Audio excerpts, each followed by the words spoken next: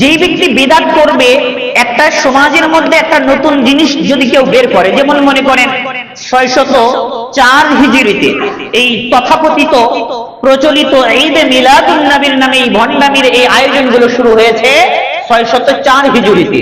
যেই ব্যক্তি প্রথম শুরু করেছে, ইতিহাসে তার নাম আছে, আমরা ইতিহাস গ্রন্থের নামও পড়েছি, আল বিদায়া ওয়ান নিহায়া কিতাবের মধ্যে বিস্তারিত আলোচনা রয়েছে। তো যেই ব্যক্তি সর্বপ্রথম এই বিদআতটা শুরু করেছে, কিয়ামত পর্যন্ত যত মানুষ এটা পালন করবে, এই গুনাহের মধ্যে লিপ্ত হবে, এর একটা অংশ ওই যে ব্যক্তি শুরু করেছিল ওই ব্যক্তির কাঁধের উপর পড়বে, ওই ব্যক্তির আমলনামায় এই পাপ যুক্ত হবে। এর মানে হলো, ব্যাপকভাবে যদি বলতে যাই, আপনি যদি কোনো ব্যক্তিকে পাপ করান, পাপ করার রাস্তা খুলে দেন, আপনি পাপ না করলেও ওই যে ব্যক্তি পাপ করতেছে ওই পাপ করার গুনাহ আপনার আমলনামায় আসবে। এরপরে একটা কঠিন একটা কথা বলি, যাদের ছেলে মেয়ে আছে, যাদেরকে সুশিক্ষা না দেওয়ার কারণে পাপকর্মে লিপ্ত হয়, অথবা যাদের প্রাপ্তবয়স্ক মেয়ে আছে, সঠিক সময়ে দিন শিক্ষা এবং সময় মতো বিয়ে না দেওয়ার কারণে কলেজ ভার্সিটিতে ফ্রি মিসিং এ আড্ডায় লিপ্ত হয়ে জিনাবে বিচারে লিপ্ত হয়, ওই মেয়ে পাপ করলে ওই মেয়ের মা বাবা ওই মেয়ের পাপ পাবে। বুঝতে পারছেন? আবার ছেলেকে সুশিক্ষা না দেওয়ার কারণে যদি অপকর্মে জড়িত হয়, তাহলে ওই অপকর্মের ভার, একটা পাপের একটা অংশ ওই সন্তানের মা বাবা পাবে। বুঝতে পারছেন? বিদআত একটা পাপ, যেই ব্যক্তি খারাপ কাজের রাস্তা দেখাবে, ওই ব্যক্তি খারাপ কাজ না করলেও খারাপের একটা পাপ সে পাবে। এর বিপরীতটাও, যেই ব্যক্তি সৎ কাজের রাস্তা দেখায়, সৎ কাজ করার মতো সেই ব্যক্তি সওয়াব পাবে।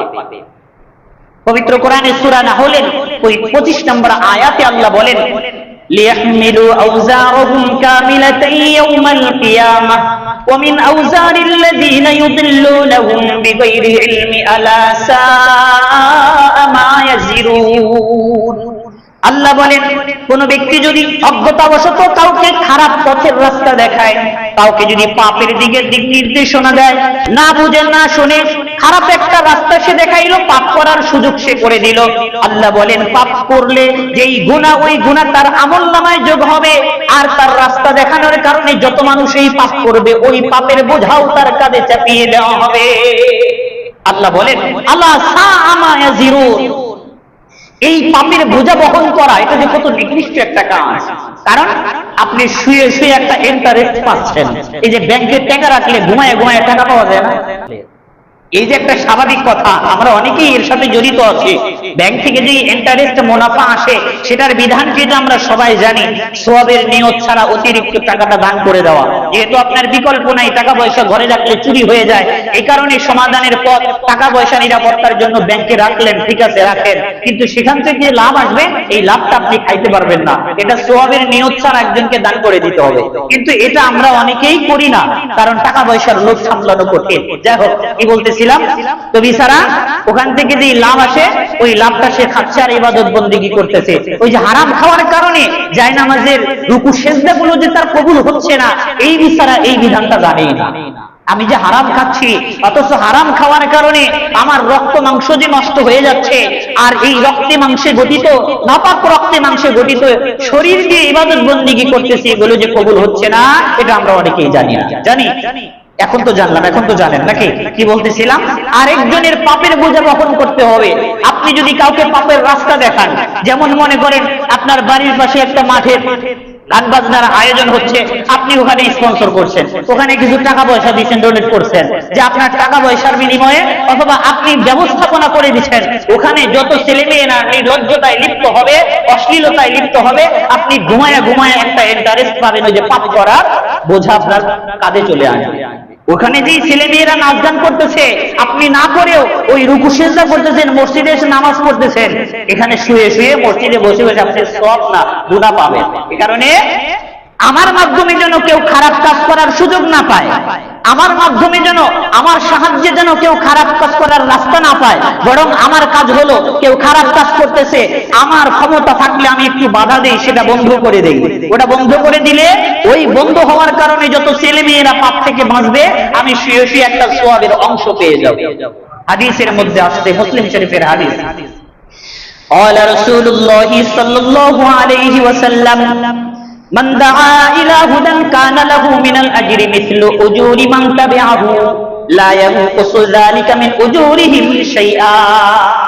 আল্লাহর নবী বলেন, যেই ব্যক্তি হেদায়েতের রাস্তা দেখায়, যেই ব্যক্তি ভালো কাজ করার রাস্তা দেখায়, যেই ব্যক্তি আরেকজনকে ভালো কাজ করার সুযোগ করে দেয়, যেই ব্যক্তি আরেকজনকে সওয়াবের কাজ করার ব্যবস্থা করে দেয়, রাসূল বলেন ওই ব্যক্তি সওয়াবের কাজ করে যেই সওয়াব পাবে, ওই সওয়াবের অংশ এই ব্যক্তি যে ব্যবস্থা করে দিল, এই ব্যক্তি শুয়ে শুয়ে ওই সওয়াব পেয়ে যাবে। এরপরে আসেন, এখন ভাবতেছেন যে ওই ব্যক্তির সওয়াব যে আমি পাইলাম, ওই ব্যক্তির সওয়াব কমবে না? অর্থাৎ আপনি আমার একটা রাস্তা দেখাইছেন, অর্থাৎ একটা মসজিদ বানাই দিচ্ছেন, কথার কথা আমাদের সবচেয়ে সহজভাবে বোঝা যাবে, একটা মসজিদ বানাই দিচ্ছেন, ভালো একটা করছেন, এই মসজিদে যত মুসল্লি নামাজ পড়বে সবার সওয়াবের একটা অংশ, তাদের সমপরিমাণ সওয়াব আপনি পেয়ে যাবেন। সুবহানাল্লাহ, পেয়ে যাবেন। এখন কথা হলো, আমি আপনার বানানো মসজিদে নামাজ পড়লাম, আমার সওয়াবের অংশ যে আপনার আমলনামায় যাবে, আমার সওয়াব কমে যাবে না? এরকম ধারণা হতে পারে। এই কারণে রাসূল ভেঙে দিয়েছেন, খণ্ডন করে দিয়েছেন, লা ইয়ানকুসু যালিকা মিন উজুরিহিম শাইআ। যেই ব্যক্তি সৎ কাজ করলো, নেকির কাজ করলো, ওই ব্যক্তির সওয়াব থেকে একটু কমবে না। সুবহানাল্লাহ, যেরকম সওয়াব সেরকমই থাকবে। আল্লাহর ভান্ডারে কি কম আছে নাকি? আল্লাহর ভান্ডারে তো কম নাই। আমি সওয়াবের কাজ করলাম, আমার সওয়াবের অংশ দেওয়া হবে না, বরং আমার সমপরিমাণ আল্লাহ তাআলা প্রতিদান আপনাকে দিবেন, কারণ আপনি আমার ভালো কাজ করার রাস্তা খুলে দিয়েছেন। এর বিপরীতটাও রাসূল হাদিসের মধ্যে বলেছেন, ওমান দাআ ইলা যালালাতিন কানা আলাইহি মিনাল ইসমি মিসলু আসামি মান তাবিআহু লা ইয়ানকুসু যালিকা মিন আসামিহিম শাইআ। রাসূল বলেন, আর যেই ব্যক্তি খারাপ কাজের রাস্তা দেখায়, যেই ব্যক্তি খারাপ কাজ করার সুযোগ করে দেয়, যেই ব্যক্তির কি বলে সহযোগিতায় আরেকজন খারাপ কাজ করার সুযোগ পায়, ওই ব্যক্তির খারাপ কাজ করার মতো গুনাহ তার আমলনামায় যুক্ত হয়। এ কারণে মারাত্মক ধরনের একটি ক্ষতিকর কাজ হলো আপনার কারণে আরেকজন খারাপ কাজ করার সুযোগ পাইবে। যেমন মনে করেন আপনি মোবাইল চালান, মোবাইলে হয়তো অনেক কে বলেন নেগেটিভ বিষয়গুলো আছে। নতুন একজন মোবাইল কিনছে, সেই ব্যক্তি বলতেছে, ভাই আমাকে একটু একটা গান বের করে দেন, আমি একটু ছবি দেখবো, আমি একটু সিনেমা দেখবো, একটু বের করে দেন। আপনি বের করে দিলেন, কারণ সে জানে না আপনার কাছ থেকে শিখছে। ওই ব্যক্তি এই যে খারাপ অ্যাপস ব্যবহার করার কারণে যে পাপে লিপ্ত হবে, ওই পাপের অংশ আপনার আমলনামায় আসবে, কারণ আপনি তাকে সুন্দর সুন্দর কি বলেন গান বাজনা শোনানোর সুযোগ করে দিচ্ছেন, শিখায় দিচ্ছেন। এ কারণে খারাপ কিছু শেখানো এটা মারাত্মক ধরনের ক্ষতিমূলক একটা ব্যবসা। আর আরেকজনকে আপনি ভালো কাজ করার সুযোগ করে দিলেন, আপনার মাধ্যমে আরেকজন একটি নেক কাজ করলো, এটা খুবই লাভজনক একটা ব্যবসা। আল্লাহ আমাদেরকে বোঝার তৌফিক দান করুন। কি বললাম? যে ব্যক্তি বেদাত করবে, বেদাত করার 9 নাম্বার ক্ষতি হলো, ওই ব্যক্তি বেদাত চালু করলে ওই বেদাতে যারা লিপ্ত হবে সবার সমপরিমাণ পাপ যেই ব্যক্তি শুরু করছে ওই ব্যক্তি পাপ। আল্লাহ আমাদেরকে বোঝার তৌফিক দান করুন।